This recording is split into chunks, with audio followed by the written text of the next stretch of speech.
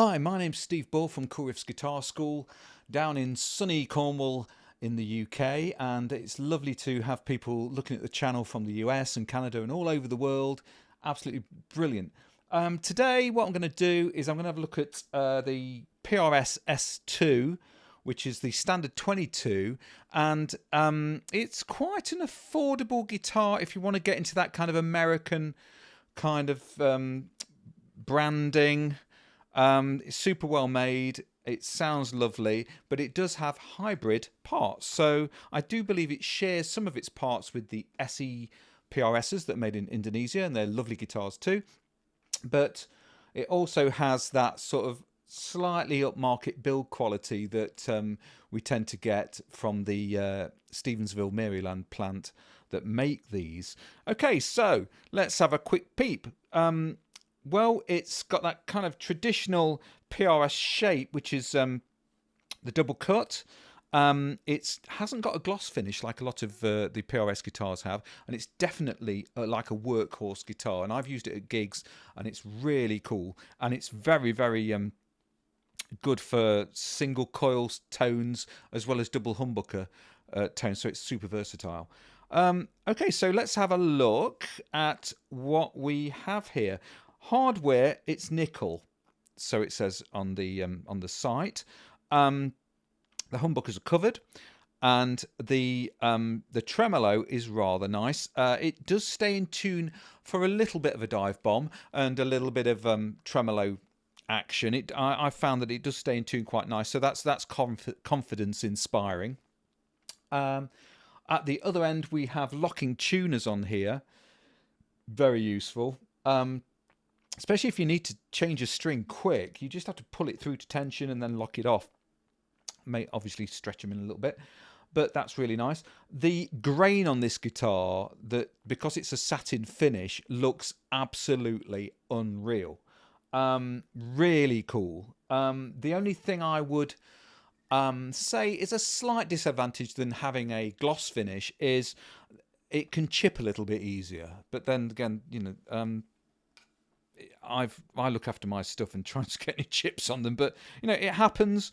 But they do chip a bit easier. That's just something to look out for. What else? Oh, other tiny little issues. The knobs at the back look brilliant, the volume and tone, but when you're wanting to split the coils from a humbucker into a single, the tone knob, it slips a little bit if you're perspiring slightly. If you've a little bit of sweat on your hands.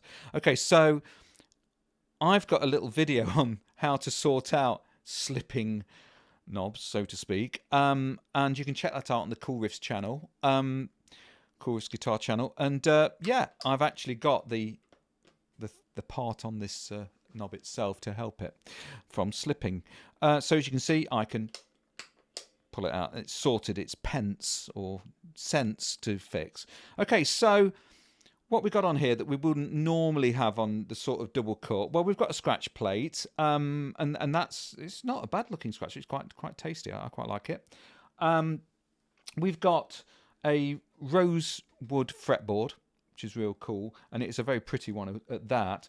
The guitar itself, apart from that, is made. The wood is mahogany. And as you can see, it's not a bolt-on like the CE models that you get in the PRS range, but it's actually it's a bit like a Gibson type of idea, I guess. The neck length or the scale length is 25-inch, so this sits in between the Fender and the Gibson scale length. Does it make a difference to the sound? Apparently it does. Have I noticed? Not really, because the PRS has got its own sound. You know, the Fender's got its own sound, the Gibson's got its own sound. The tension you may find slightly different because there needs to be more tension on a Fender scale length because it's longer. You've got to obviously put more tension on the strings. Gibsons tend to be a little bit slacker, so this should lie between the two famous guitars. Okay, the neck. Now, very important to me are necks. Probably the most important thing when I'm buying a guitar. Obviously, I'm probably going to like the look of it, you know. But when it comes to playing it, It's the neck that makes all the difference to me. And I was a little bit apprehensive about this neck, and spoke to the seller. I bought this used, and he brought it down to the studio, and I spent, well, I don't know, a good 20 minutes checking out that neck. And to be honest with you, it's fantastic. It's called the pattern neck, this one is. A little bit more rounded than a modern C on a Fender. Really super comfortable. If you like modern Cs and you like the Gibson 60s necks, you're probably going to like that. Nice trem. The dials, as I say, the knobs on here, lovely to look at. Slightly slippy, but with a little bit of a modification like I've done, absolutely perfect. This is the McCarty Tobacco Sunburst Satin, I do believe. Right, I'm going to go through the split coil sounds, and here we go. Here is the neck one.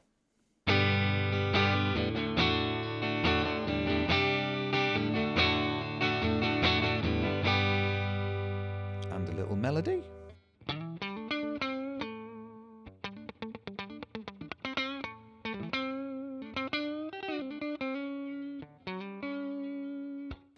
So that's the neck. Here's the two humbuckers split.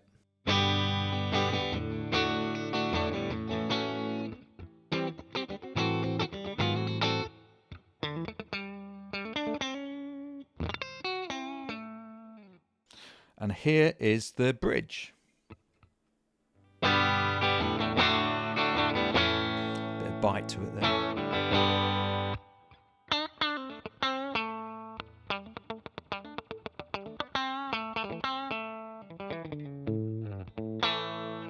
Okay, now pushing in the tone knob there and putting to the front, I'm going to be using the neck humbucker now.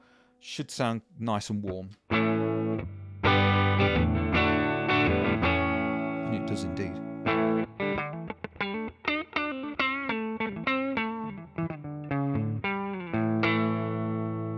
Very nice.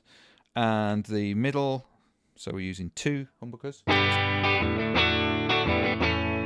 That bridge really comes through nice, doesn't it?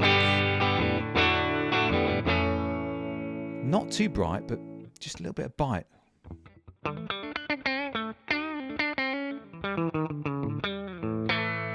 Very versatile. And of course you've got the tone pot at the back here, so you can adjust your tone so it doesn't have to be too bright. So it's a very, very versatile guitar.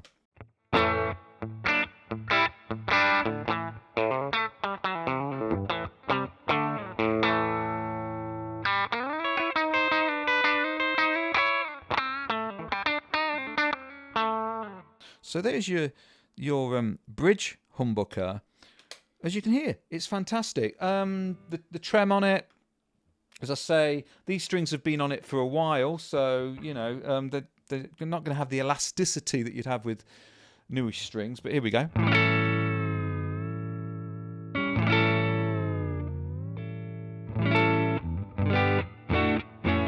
Still in tune. Good. As I say, it's a workhorse guitar. Yeah, if you want one of these and you like modern C necks or 60s necks, go for it. They're not too heavy either. They're quite light. I don't know the weight of it, but it's not a big chunk, which is nice. It hasn't got that maple cap on it like you might have on one of these behind me, you know, sort of the Yamaha SGs or the Les Pauls or whatever. It's not a bad thing. But it's good for gigging because it's nice and light. I was really glad with my purchase. Would I buy another PRS? Yes, I would. They're really nice. Okay, so that's me doing a quick review on the S2 Standard 22 PRS. Hope you've enjoyed it. Please subscribe because that's what helps with my channel, and likes and whatever. And this is Steve Ball from Chorus Guitar signing off. Take care. See you soon.